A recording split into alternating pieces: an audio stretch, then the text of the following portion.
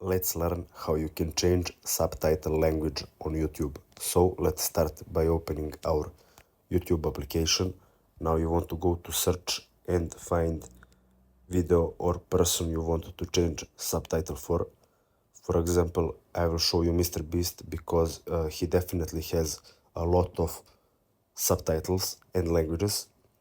Now I will just join a random video.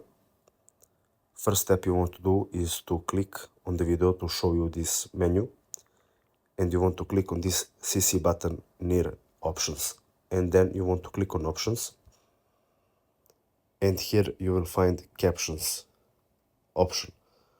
Now as you can see here, Mr. Beast has a lot of languages translated for his videos, so I will click on Spanish, There are 100 circles! and as you can see, subtitles are changed and translated to Spanish language. So that's it. Thanks for watching and see you in the next video.